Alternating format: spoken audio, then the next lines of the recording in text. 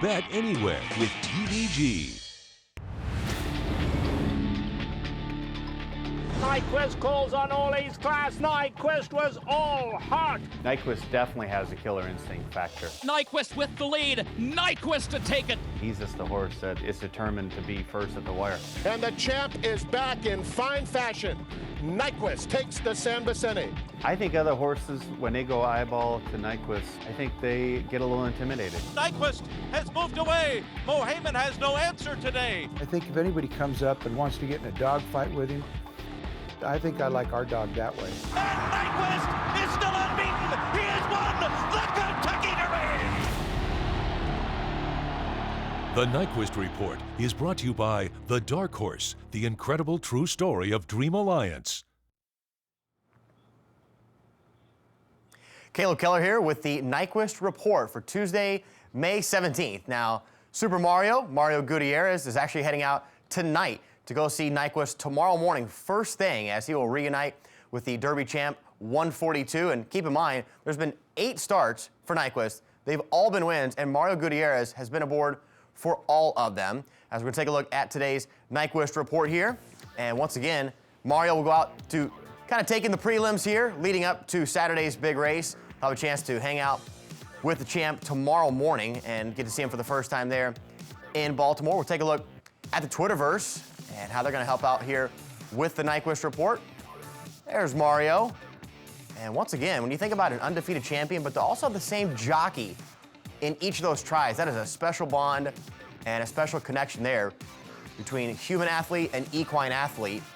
And together, they've made an unbeatable team up until now.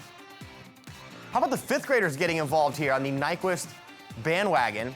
A group of 5th graders here from Ohio, Miss Volz's class, has adopted Nyquist as their class mascot.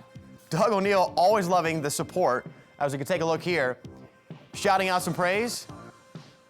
Very sweet of all of them, he says there at the end. Thank you so much to Miss Volz's 5th grade class.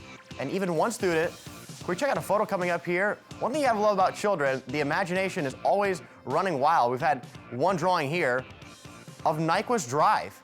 And keep in mind, only 5-minute parking there. Nyquist Drive.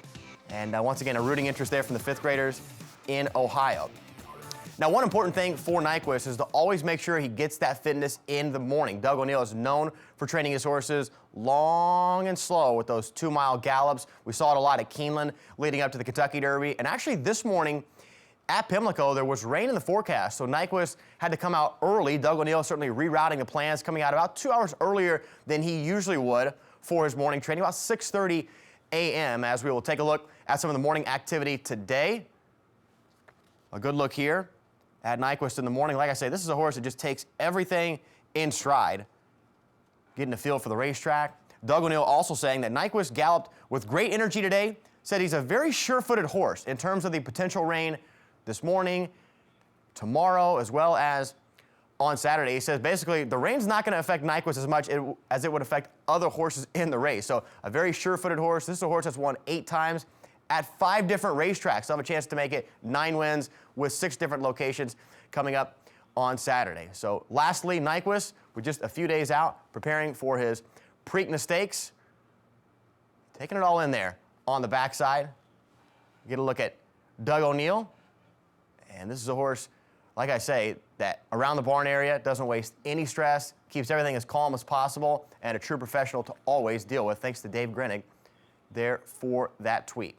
That'll do it for the Nyquist Report here on Tuesday, May the 17th, as we are getting close to the Preakness.